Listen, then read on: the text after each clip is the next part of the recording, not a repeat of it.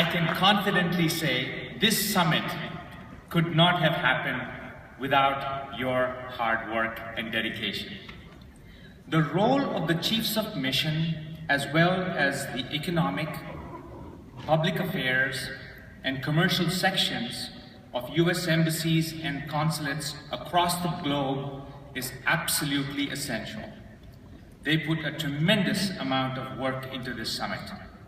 But even more importantly, they work all year round to provide SelectUSA services and information to companies globally as they are looking for investment opportunities everywhere. Thank you, Mr. Secretary.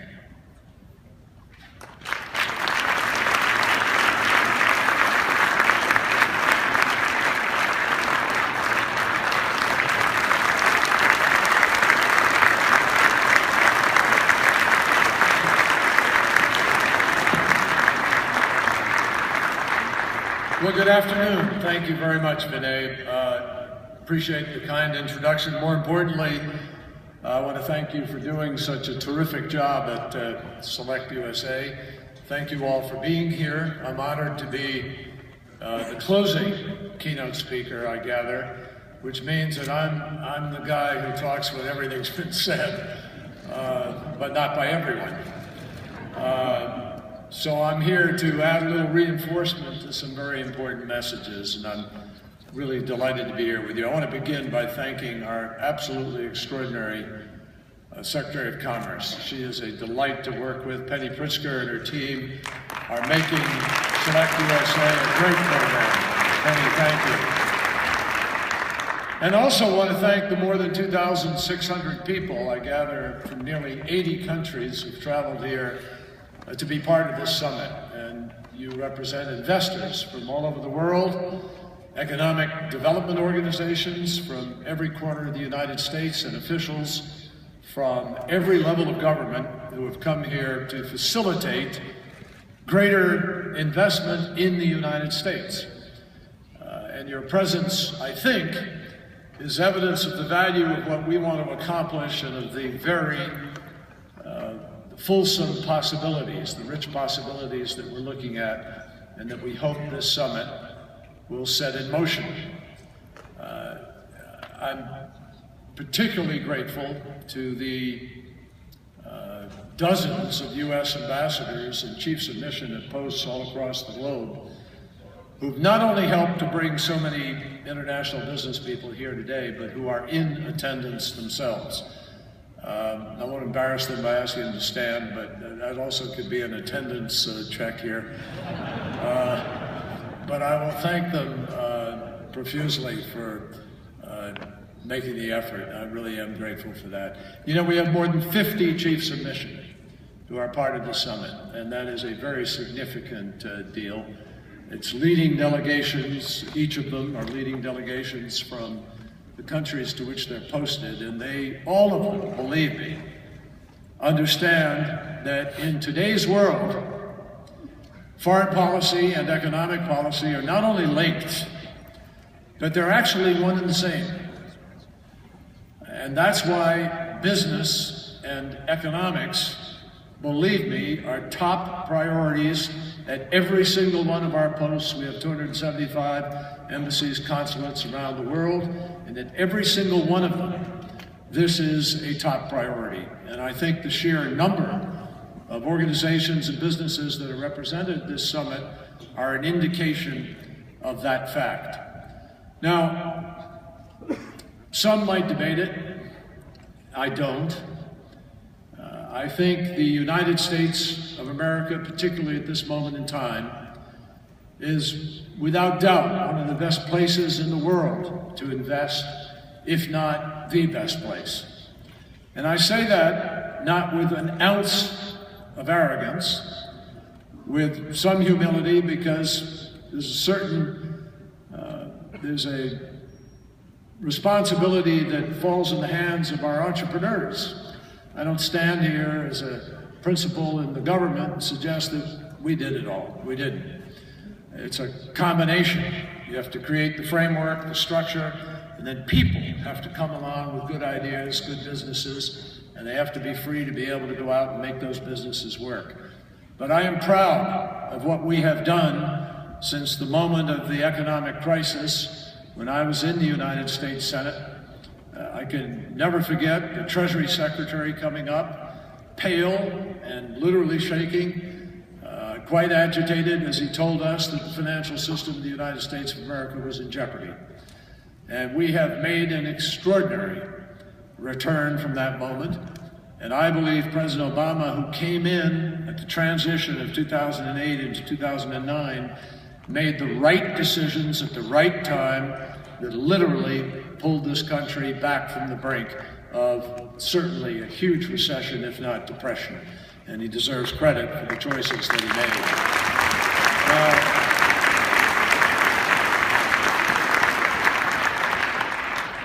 So much has happened, you kind of forget the tension of those moments and the reality of what was happening to businesses and to value in the marketplace. But I think you've heard a lot over the course of this week about the realities on the ground here in the United States. But I just want to reiterate a couple of things, a few things. First of all, the United States is the world's largest market still. And it is the world's richest market still. And we believe we can boast some of the world's, if not the world's, most productive workers, some of the world's finest universities, and certainly some of its most innovative entrepreneurs and the strongest intellectual property protections that you will find anywhere. And in many ways, there is no better time to invest than now.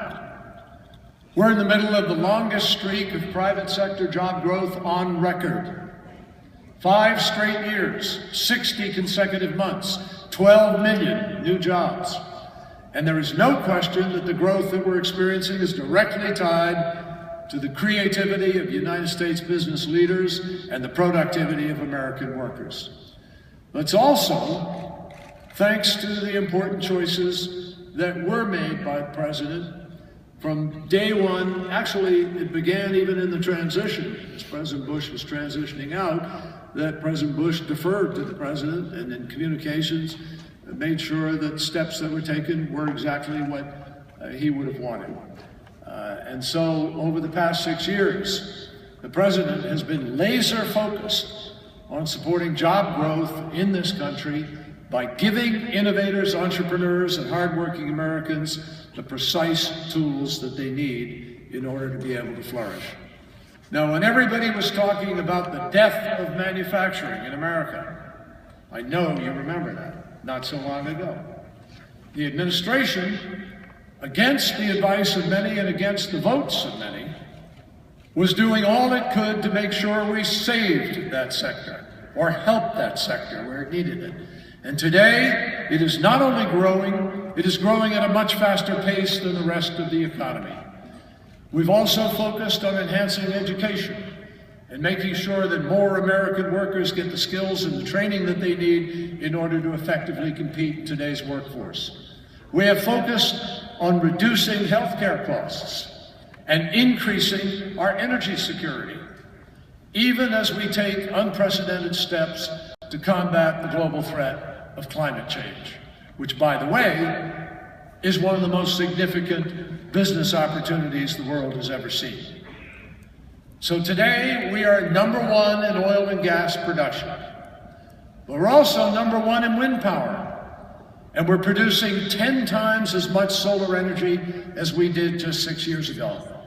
And I can guarantee you that with the commitment of the President and the State Department and others to the negotiations that are going to finalize in Paris in December of this year, where the world will come together to try to put in place a climate change agreement, we will, I hope, send a message to the marketplace for years to come about the possibilities of the energy market and job creation that will come out of it. And even as we have taken all of the steps I've just described, we've also cut our deficits as a share of our economy by roughly 2/3. So we are getting our fiscal house in order. Now, last week, the President spoke in Cleveland about his economic vision. He called it middle-class economics. It's a pretty basic approach. It replaces the idea of trickle-down with everybody up. You can't build a house that is all roof. It just doesn't work. You have to grow an economy through tax and spending policies that benefit the broad cross-section of your citizenry, not just those who already have it made. You have to make it, you have to make it easier for the top, the bottom, and the middle all at once to do well at the same time.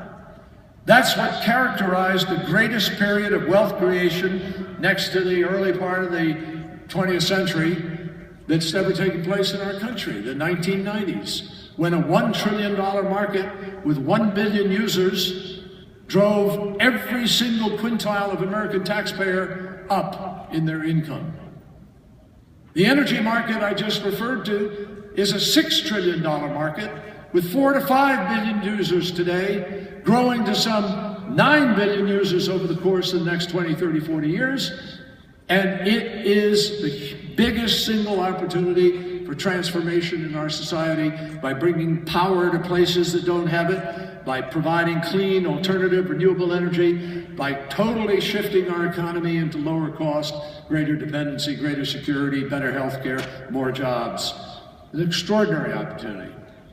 And as President Obama said in Cleveland, I think this applies not just to Americans, but he said Americans do better when everyone grows together.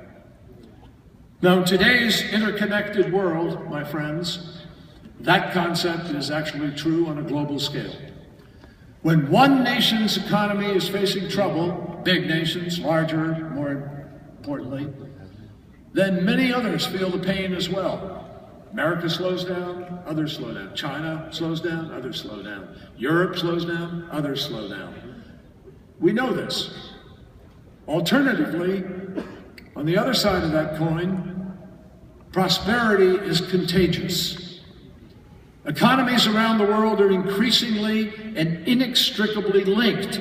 Every one of you know it. I'm looking at a couple of smartphones, mobile devices that are flashing away right now. Everybody's in touch with everybody, everywhere, all the time. That's part of what's driving some of the change in the Middle East and in other parts of the world.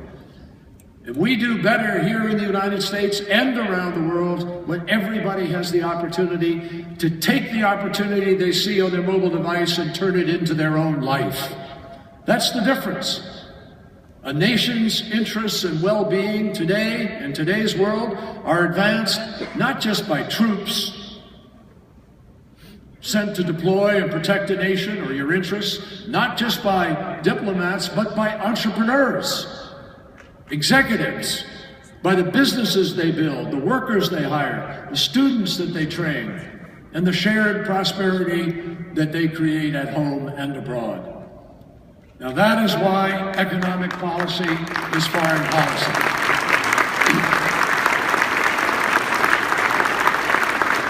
Economic policy and foreign policy are two sides of the same coin. I've said it before, I say it all the time, because frankly, I don't think it's said enough. And it's not put into practice as often as it ought to be.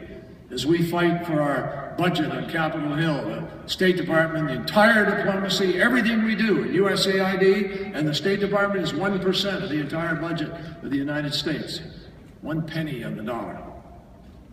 For that, all the return of our ability of our embassies to marry people with jobs and businesses and so forth is extraordinary. As Secretary of State, I have made it clear to each and every one of the diplomats in the State Department that no matter what else they want to consider themselves, they are also economic officers. That's how we have to think. And we know that when American businesses invest abroad, we benefit here in the United States in the same way that your home countries benefit from investments on our shores. This is an export world today. You can't survive almost without it. You can't just sell to yourself. 95% of the world's market is outside the United States. We know that. We know that U.S. business leaders are some of the finest ambassadors that we have, sharing their practices in transparency, innovation, technology, social responsibility with every country in which they invest. They're bringing something to the table, and we're proud of that. And it's important that we make it easier for foreign business leaders to be able to do the same. We know that two businesses in two different countries or two different continents have the ability to be able to forge strong bonds that ultimately serve to enhance the relationship between both businesses' home countries, and bonds that actually no two governments could quite create in the same way. We also know that promoting growth in places like the Middle East and North Africa helps to address fundamental concerns about corruption, failed or failing states, failing governance, ills that we know can lead to conflict, instability, and violent extremism. None of us should dare to leave a vacuum for nihilism and extremism of one kind or another to fill. We've also learned that investment, innovation, and trade are not just the principal engines of a strong economy. They are the principal engines of a strong society. And we all do better when we grow together. At the State Department and throughout the Obama administration, we are working hard to make sure that is exactly what happens. We're taking a number of steps to facilitate more trade and investment in both directions, build shared prosperity for the United States and for our allies and our partners abroad. To start with, we're doing what we can to make it as easy as possible for foreign businesses, like those of you represented here at the summit, to be able to invest in our shores.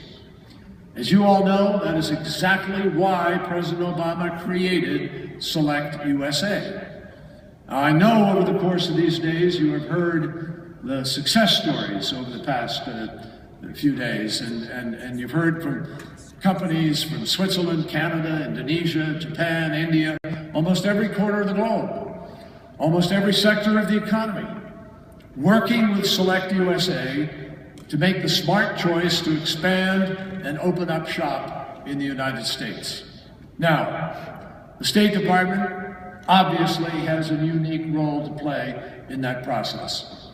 We have expert investment teams at every one of our embassies, led by capable ambassadors, and drawing on the talent of our dedicated embassy staff.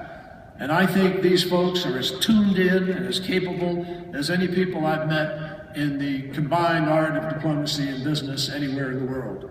These teams are on the ground, and they are a ground connection to many of your businesses, the point of entry that the SelectUSA network of investors, government partners, business development organizations to assist you in planning your investment. I'll give you just a couple of examples. Last month, our ambassador to Switzerland, Susie Levine, brought a 10-person Swiss delegation to the White House, where they together announced plans to invest over $3 billion in the United States in the coming year. Many of those same companies, including Nestle, Bühler, Olivo, all represented here today, also made commitments to expand core components of their successful Swiss apprenticeship programs into their U.S. facilities. In Ottawa, Ambassador Bruce Heyman and his team recently hosted 60 aspiring entrepreneurs from Canada, from all across Canada, to join with seasoned business mentors to collaborate, learn, and share ideas and skills. And by helping Canada's budding entrepreneurs learn the basics of founding and launching a business, our mission to Canada is helping to create strong, binational network of future business people and innovators and driving economic development on both sides of the border. Now, obviously, we are deeply committed to bringing more international business to America. But I want you to know we're also dedicated to helping American firms invest in your countries at the same time. From the ambassadors on down, our embassies are working with companies every day to find new opportunities abroad, because this is obviously a global marketplace. And it's a voracious one. It's tough to be in business today.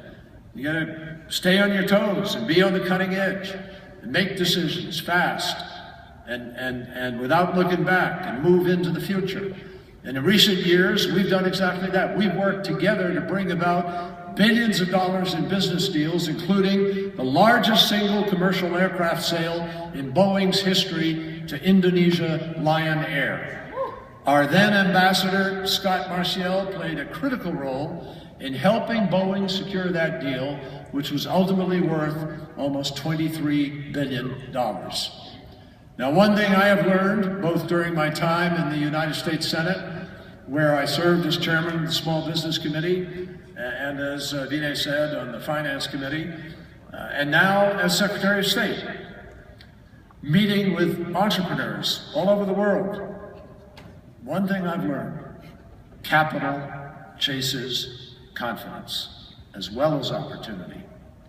And as we've worked hard to enhance the confidence that foreign investors can have in our own marketplaces, we've also spent a lot of time working with our partners in governments overseas to help them boost the confidence investors can have in their nations. That's why just a week or so ago, 10 days ago, I was in Egypt attending the Egypt Economic Development Conference to underscore our support for international investment in that country's economy, while working hand in hand with Egyptian leaders to strengthen intellectual property protections, improve accountability, transparency within the country's business environment. And guess what? In Egypt, President al-Sisi announced a one-stop shop, new capital that they're going to build in Cairo for all of the government operations, with enormous opportunity for companies around the world.